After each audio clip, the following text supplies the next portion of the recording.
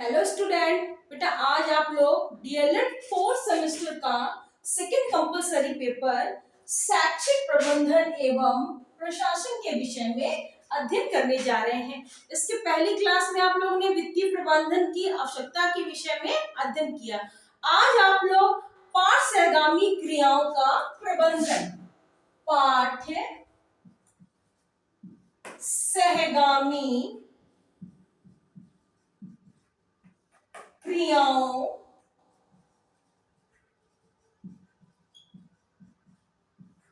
का प्रबंधन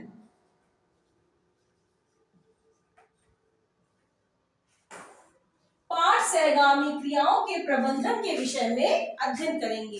बेटा पाठ सहगामी क्रियाओं की अगर हम बात करें तो विद्यालय में जो भी परंपरागत पाठ से संबंधित जो भी क्रियाएं होती हैं, इनके अलावा जो अन्य क्रियाएं होती हैं वो सब पाठ सहगामी क्रियाओं के अंतर्गत आती हैं। बेटा पाठ सहगामी क्रियाएं वे गतिविधियां होती हैं जो मुख्य पाठ्यक्रम के साथ साथ, मतलब कि जो भी हमारा सिलेबस होता है उसी के साथ साथ चलती है और जो वो बेटा विद्यार्थियों के शारीरिक, मानसिक, सामाजिक, बौद्धिक, नैतिक एवं भावनात्मक विकास में सहायक होती हैं। बेटा कहा जाए तो सर्वांगीण विकास में सहायक होती हैं। बेटा ये क्रियाएं वह होती हैं जो कक्षा शिक्षण के व्यवहारिक, मतलब जो वो प्रैक्टिकल में करके देखते हैं, कक्षा शिक्षण के व्यवहारिक और रुचिकर बनाने, मतलब इंटरेस्टिंग बनाने में जीवनोपयोगी होती है। बेटा अंत में अगर कह सकते हैं तो ये भी कह सकते हैं कि पाठ सहगामी क्रियाएं शिक्षा का अभिन्न अंग है, मतलब कि उनके बिना काम चल ही नहीं सकता है। मतलब ये वे क्रिया होती हैं जिनके बिना बेटा शिक्षा अधूरी मानी जाती है, क्योंकि बेटा विद्यार्थियों को ये जो क्रियाएं होती हैं पाठ सहगामी, वो विद्यार्थियों को उनके जीवन के लिए तैयार करती हैं। तो अब हम बात करते हैं बेटा माध्यमिक शिक्षा आयोग के अनुसार इसकी परिभाषा।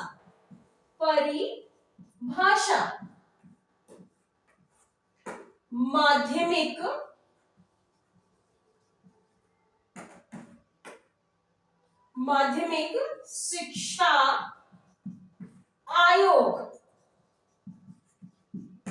के अनुसार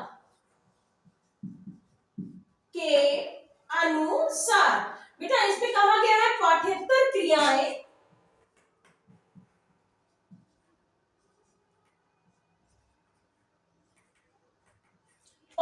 मतलब पाठ से संबंधित पाठ्येतर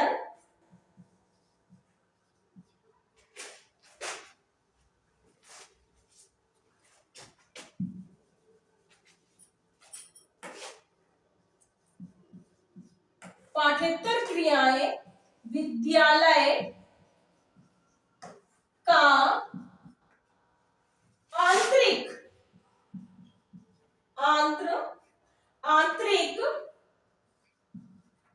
भाग है, जिनका कार्य एवं नियोजित संगठन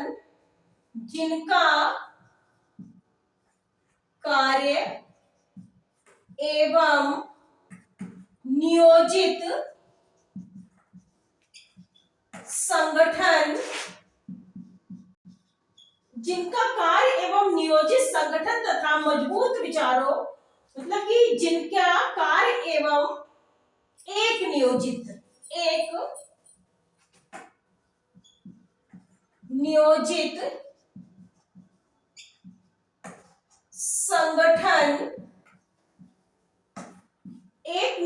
संगठन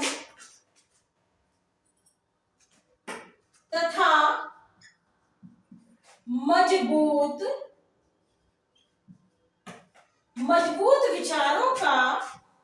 मजबूत विचारों का निर्माण है। बेटा माध्यमिक शिक्षा आयोग ने कहा है पाठ्येतर क्रिया विद्यालय का आंतरिक भाग है, जिनका कार्य एक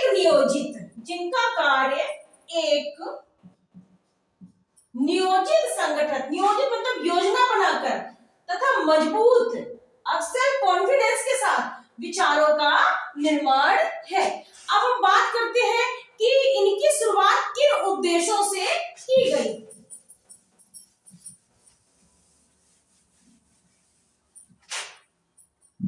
पाठ्य सहगामी क्रियाओं के उद्देश्य। बेटा बिना उद्देश्य के हम किसी भी चीज को आगे नहीं बढ़ा सकते हैं। तो इसमें सबसे पहला पॉइंट आता है विद्यार्थियों का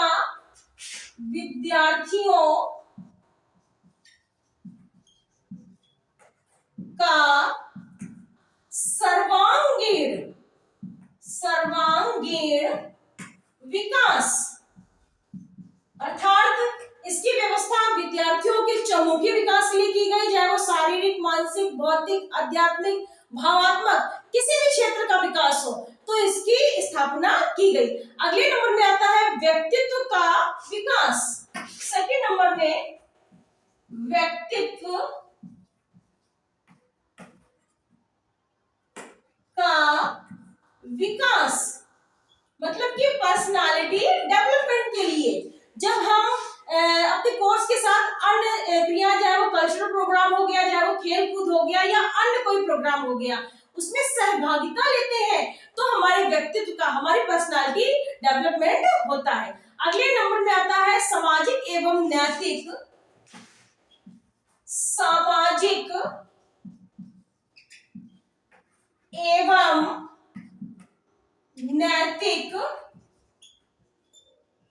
मूल्यों का विकास। क्योंकि हम समाज में रहते हैं तो समाज के जो भी मूल्य है, जो भी नियम है, उनका हमें पालन करना है। तो बेटा जब हम अन्य लोगों से मिलते हैं तो हमारा नैतिक विकास होता है। ठीक है। अगले नंबर में आता है नेतृत्व एवं सहयोग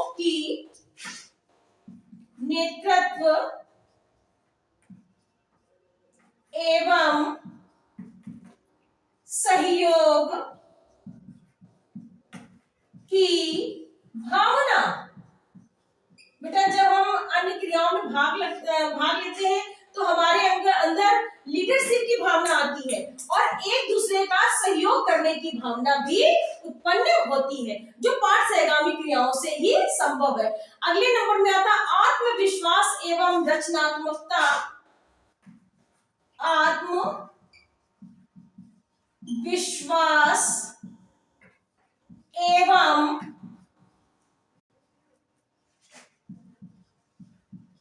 रचनात्मकता को बढ़ाना।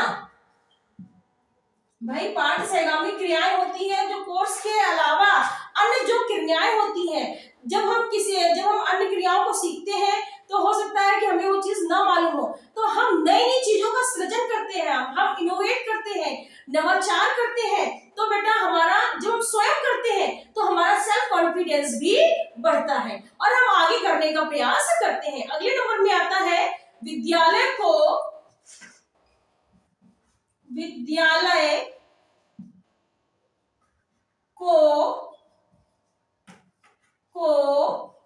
रुचिकर बनाना।